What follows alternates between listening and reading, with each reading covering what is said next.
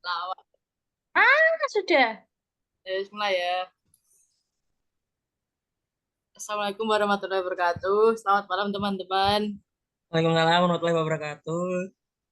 Baik, kita kelompok 9 akan mempresentasikan tentang pemantapan mutu internal hematologi. Next. Untuk anggota kelompoknya, Andri Anita Febriana dengan NIM 032, Afina Silmi Faza 038, Satria Cesar Fansyah 053, Aulia Alfi 061, Dewi Andini 064. Next.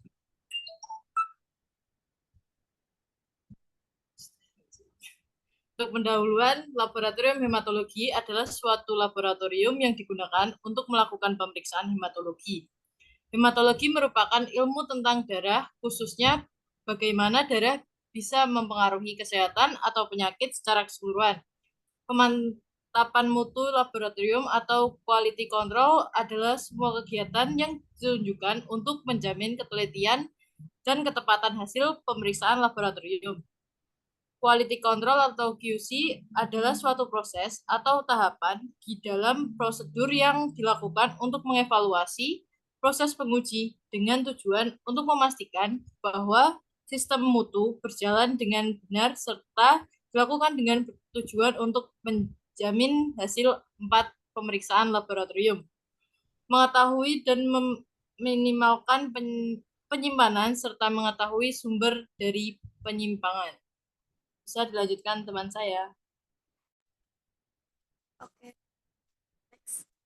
Selanjutnya yaitu jenis pemeriksaan laboratorium hematologi yang terdiri dari pemeriksaan darah lengkap, pemeriksaan hematokrit, pemeriksaan jumlah dan kelainan eritrosit, pemeriksaan jumlah dan kelainan leukosit, pemeriksaan jumlah dan kelainan trombosit, pemeriksaan retikulosit, pemeriksaan indeks eritrosit yang terdiri dari NGV, MCH, dan MCHC. Kemudian ada pemeriksaan fal hemostasis yang terdiri dari PT, APTT, dan INR.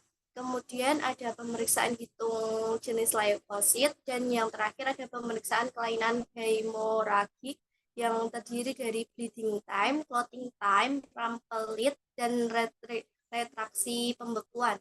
Next. Untuk selanjutnya, tujuan dari PMI yaitu yang pertama ada pemantapan dan penyempurnaan metode pemeriksaan dengan mempertimbangkan aspek analitik dan klinis. Yang kedua yaitu mempertinggi kesiagaan tenaga sehingga mengeluarkan hasil yang salah tidak terjadi dan kesalahan dapat dilakukan segera. Yang ketiga yaitu memastikan bahwa semua proses mulai dari persiapan pasien, pengambilan, pengiriman, penyimpanan, dan pengelolaan spesimen sampai dengan pencatatan dan pelaporan dilakukan dengan benar. Yang keempat yaitu mendeteksi kesalahan dan mengetahui sumbernya. Dan yang terakhir yaitu membantu perbaikan pelayanan penderita melalui peningkatan mutu pemeriksaan laboratorium menurut Depkes 2028. Kemudian selanjutnya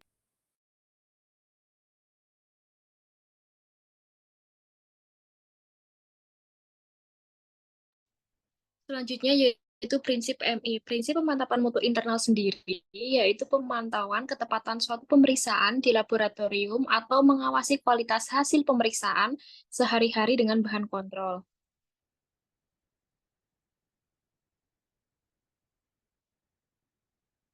Komponen-komponen PMI. Yang pertama, bahan kontrol hematologi.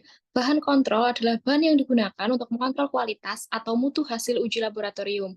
Bahan kontrol bekas harus ditangani dengan cara yang sama seperti bahan kontrol tanpa menggunakan alat, metode kontrol, reagen, atau inspektur. Yang kedua, standar larutan.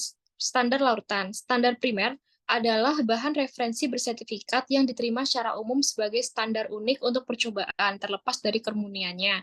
Yang ketiga yaitu kalibrator larutan.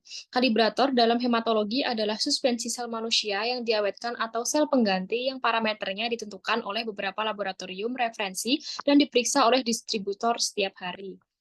Selanjutnya akan dilanjutkan oleh rekan saya.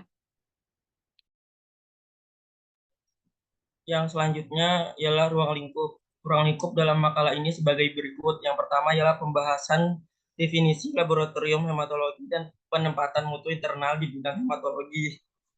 Yang nomor 2, menyampaikan tentang tujuan, prinsip, jenis, dan komponen, serta kegiatan pemantapan mutu internal di bidang hematologi. Next. Buat cara kerjanya, yang pertama kegiatan penetapan mutu internal hematologi mencakup 3 tahapan proses, yaitu yang pertama tahap pra-analitik, yang kedua analitik, terus yang ketiga itu pasca analitik. Buat ketiga tahap kegiatan laboratorium ini sama-sama penting untuk dilaksanakan sebaik mungkin agar mendapatkan hasil pemeriksaan yang berkualitas tinggi, mempunyai ketelitian dan ketepatan sehingga membantu klinisi dalam rangka menegakkan diagnosa, pengobatan atau pemulihan kesehatan pasien yang ditanganinya.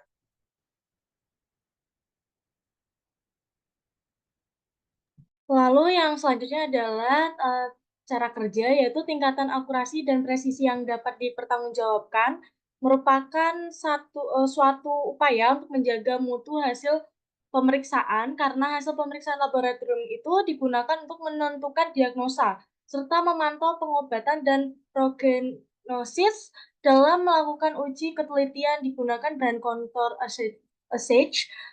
Kegiatan-kegiatan yang dilakukan dalam ujian ketelitian itu antara lain yang satu, periode pendahuluan. Periode pendahuluan itu digunakan untuk menentukan ketelitian pemeriksaan pada hari tersebut. Pada periode ini ditentukan nilai dasar yang merupakan nilai rujukan untuk pemeriksaan selanjutnya. Lalu yang kedua adalah periode kontrol. Periode kontrol digunakan untuk menentukan baik atau tidaknya pemeriksaan pada hari tersebut. Lalu yang ketiga adalah evaluasi hasil. Evaluasi hasil dilakukan dengan melihat nilai-nilai pada formulir grafik menggunakan aturan Webster multisistem untuk mendeteksi kesalahan acak atau dan sistematik. Dan kesimpulan yang dapat kita sampaikan adalah pemantauan mutu atau quality control adalah suatu proses atau tahapan di mana dalam prosedur yang dilakukan itu untuk mengevaluasi proses pengujian dengan tujuan untuk memastikan bahwa sistem mutu berjalan dengan benar. Pada bidang hematologi, pemantapan mutu internal bidang hematologi adalah kegiatan mencegah dan mengawasi yang dilaksanakan oleh laboratorium klinik secara terus-menerus agar diperoleh hasil pemeriksaan hematologi yang memenuhi aspek-aspek teknis, yaitu presisi dan akurat. Kegiatan pemantapan mutu internal hematologi mencakup 3 hal proses tahapan, yaitu pra-analitik, analitik, dan pasca analitik. Material kontrol kualitas meliputi bahan kontrol hematologi standar dan kalibrator. Adapun kegiatan-kegiatan yang dilakukan dalam uji ketelitian antara lain periode pendahuluan, periode kontrol, dan evaluasi hasil. Baik, terima kasih untuk presentasi teori. Akan dilanjut dengan presentasi PPT praktek.